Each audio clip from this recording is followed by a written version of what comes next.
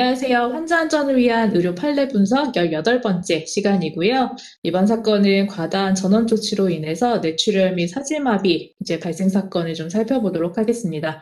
저는 진행을 맡은 아주의대 이미진이고요. 서울 아산병원 응급의학과 이재호 교수님, 법률사무소 해울의 신현호 변호사님, 그리고 연세대학교 의료법률대학 연구원의 김소윤 원장님, 손님희 연구원, 그 다음에 이유진 연구원과 함께합니다. 사건에 대해서 먼저 좀 살펴보도록 하겠습니다. 손유미 선생님 사건 소개 부탁드립니다.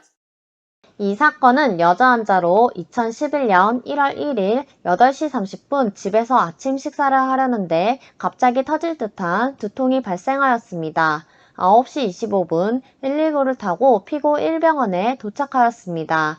내원 당시 의식은 명료하였고 GCS는 15점, 동공은 오른쪽 4mm, 왼쪽 3mm였습니다. 뇌 CT상 ICH, SDH, SAH로 진단하였습니다. 9시 44분 신경과 과장은 환자의 뇌출혈을 인지하였고 의사 1은 보호자에게 3차 병원으로 전원을 권유하였습니다. 그리하여 1339에 응급수술이 가능한 병원을 찾아달라고 의뢰하여 9시 53분 피고 2병원에 연락했으나 EMR 시스템이 가동되지 않는다는 이유로 미수락 처리되었습니다. 2분 뒤 피고 2병원에 재차 연락하였으나 중환자실 부족으로 미수락 처리하였고 10시 1분 A병원에 연락하였으나 수술실 부족으로 미수락 처리되었습니다.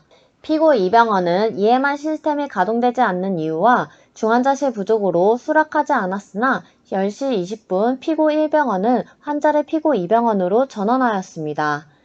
10시 40분 피고 2병원으로 도착 당시 동공이 확대되었고 반사작용 검사는 일부 자극에만 반응되며 의식은 혼미 또는 반혼수 상태였습니다. 간호사와 의사는 환자에게 대화를 건넸지만 별 반응을 보이지 않았습니다. 10시 45분 환자 분류소에서 소생실로 이동하였습니다. 간호사는 환자에게 두부거상과 정맥류를 확보하고 의사는 환자의 활력증후 및 심전도 검사 등을 시행하였습니다. 당시 환자는 41에서 46초에 양손을 조금 움직이는 양상이 보였습니다.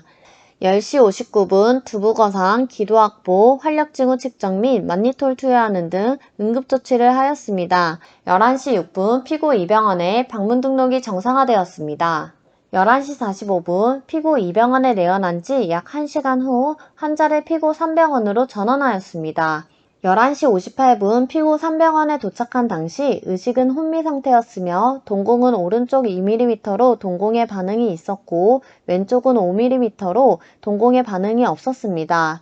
이에 우측 반신부전마비 1등급 좌측 두정엽 자발성 뇌뇌출혈과 뇌동정맥기형 파열 우증으로 진단하였습니다. CT 촬영 결과 뇌동정맥기형성 출혈로 진단하였습니다.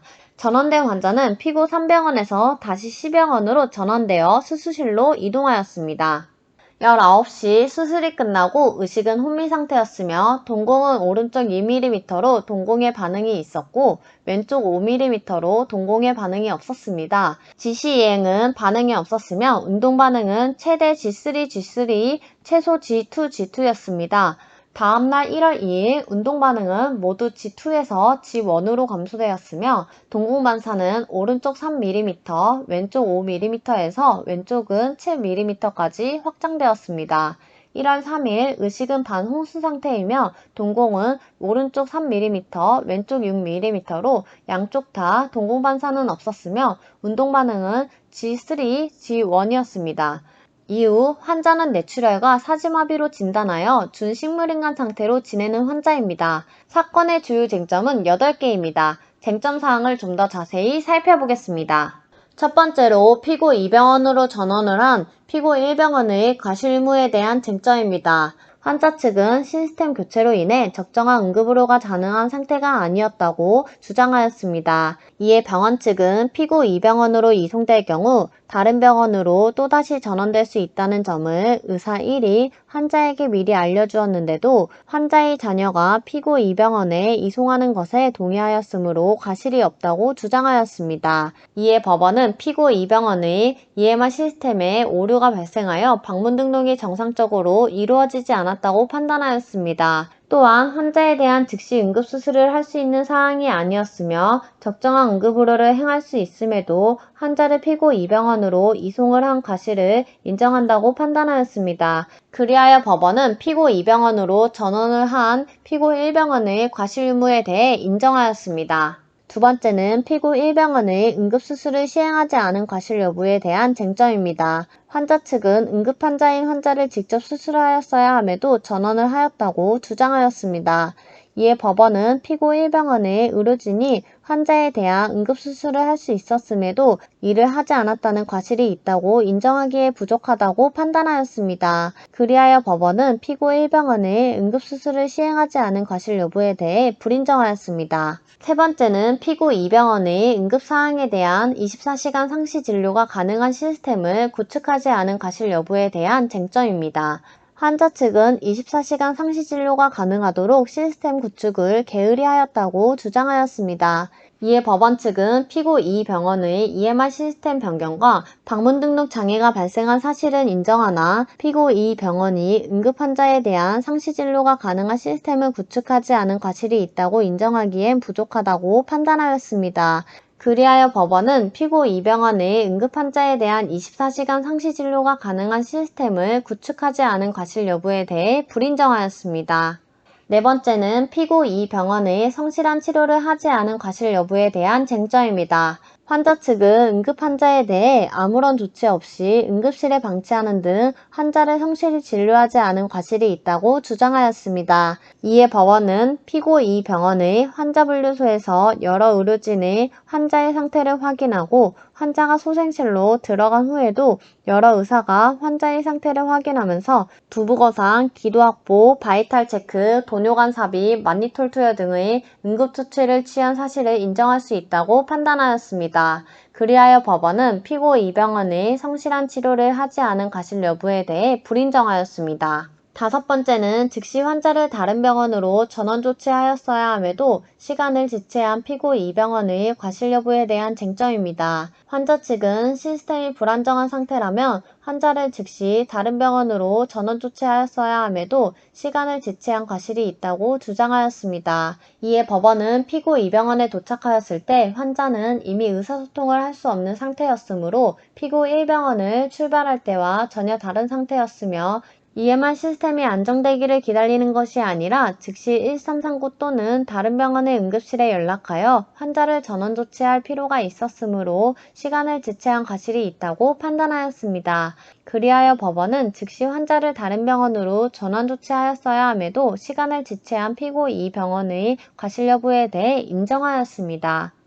여섯 번째는 응급으로 이송에 필요한 의료기구, 인력을 제공하지 않은 피고 2병원의 과실 여부에 대한 쟁점입니다. 환자 측은 응급환자 이송에 필요한 의료기구, 인력을 제공할 의무가 있음에도 이를 제공하지 않아 피고 3병원으로부터 구급차가 오게 하여 이송수단을 제공하지 않은 과실이 있다고 주장하였습니다. 이에 병원 측은 응급의료법 시행규칙 발표 5에 의해 위탁계약을 체결한 경우 피고 2병원이 직접 환자를 피고 3병원으로 이송할 의무가 면제된다고 주장하였습니다. 법원은 피고 2병원에서 환자를 피고 3병원으로 이송하여야 할 무렵 구급차가 피고 2병원에 도착하기까지 약 10분이 소요된다는 사실을 인정하고 있으므로 권역 응급의료센터의 시설 기준을 지키지 않았다고 판단하였습니다. 그리하여 응급환자 이송에 필요한 의료기구, 인력을 제공하지 않은 피고 2병원의 과실 여부에 대해 인정하였습니다.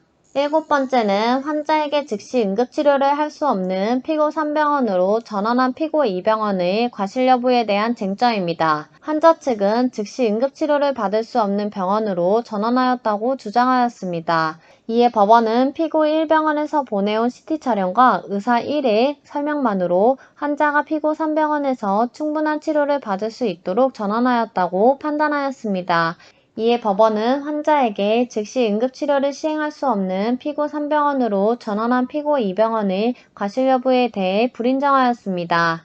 여덟 번째, 환자의 상태를 구체적으로 파악하지 않은 상태에서 전원 요청에 응한 피고 3병원의 과실 여부에 대한 쟁점입니다. 환자 측은 환자 상태를 정확하게 파악하지 못한 채 전원 요청에 응하여 시간 지체를 하였다고 주장하였습니다. 이에 법원은 피고 3병원에서 이송된 후에야 피고 1병원에서 촬영된 CT를 확인할 수 있었는데 통상적으로 고혈압성 출혈이 되는 부위가 아닌 부위에서 출혈이 있음을 확인하고 두부 CT 혈관 조혈 촬영을 시행한 사실을 인정할 수 있다고 판단하였습니다. 그리하여 법원은 환자의 상태를 구체적으로 파악하지 않은 상태에서 전원 요청을 응한 피고 3병원의 과실 여부에 대해 불인정하였습니다. 원인별 재발 방지 사항을 살펴보도록 하겠습니다. 이 사건은 과다한 전원 조치로 인해 결국 뇌출혈 및 사지마비에 이르게 되었는데요. 원인별로 하나씩 재발 방지 사항을 살펴보겠습니다. 우선 의료진을 포함한 직원 측면에서 살펴보면 전원 조치의 미흡에 대한 재발 방지는 전원받을 병원에 미리 연락하여 수용 가능 여부 등을 확인하여 이송해야 합니다. 전원 시 환자 관련 자료를 동봉하고 이송 시 응급구조사 및 의료인을 동승해야 합니다. 다음으로 의료기관 내 측면입니다. 전원체계 구축 미흡에 대한 재발 방지는 전원 절차에 대한 의료인 교육 시행과 응급으로 관련 진료체계를 갖추어야 합니다. 마지막으로 법 제도적인 측면입니다. 전원 지침의 활용 미흡에 대한 재발 방지는 응급환자 이송 지침 배포 및 활용 방안을 마련하고 교육 프로그램을 제공해야 합니다.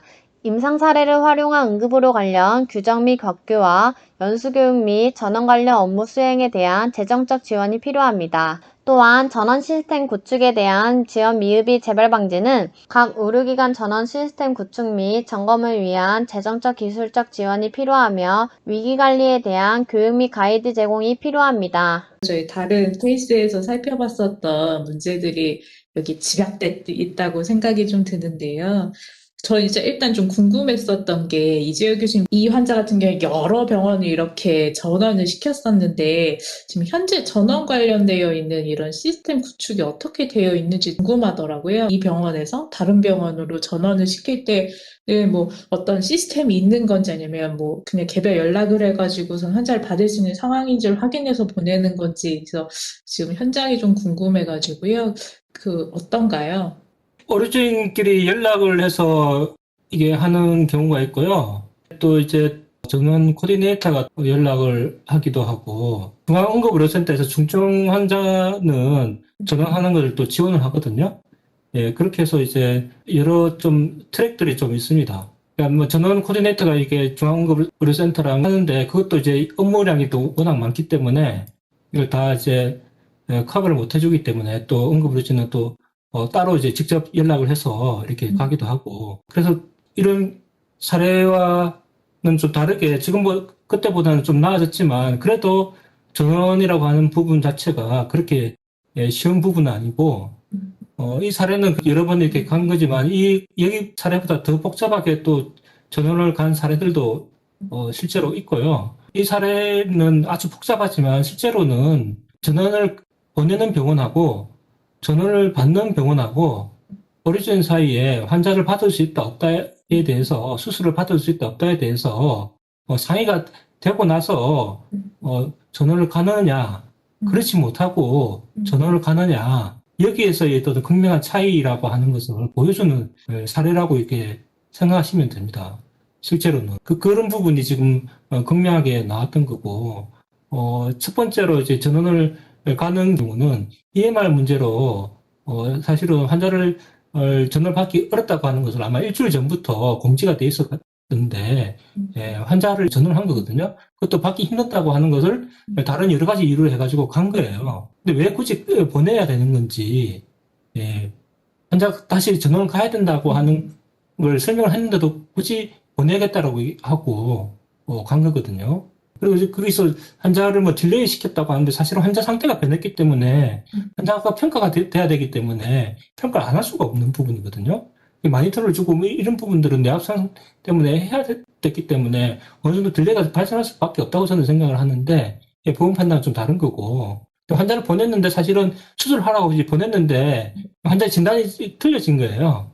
그래서 수술을 그 병원에서 못했던 거죠. 그래서 또 다른 병원 갈 수밖에 없는 그런 부분이고 제일 처음에 갔던 병원에서 왜 수술을 못했는지 그건 사실 잘 모르겠어요. 근데 문제는 처음 전원을 가는 그 병원에서 환자를 받을 수 있고 수술을 할 수 있는지, 그 부분이 이제 서로 이제 확인이 되고, 그러면서 환자 가는 게 이제 확실한 거고, 최근에는 전원 프로세스 자체가 훨씬 나아진 거고, 근데 법률상으로서는 사실은 이전에도 반드시 그렇게 가야 되는 부분들이 지켜지지 않았던 부분이거든요. 지금도 뭐 지켜지지 않는 부분들이 당연히 있지만, 이전과 다르게 상당히 많이 나아진 부분이고, 제도적으로 많이 개선되어 있는 상황입니다. 신현호 변호사님은 어떻게 보셨는지 궁금합니다.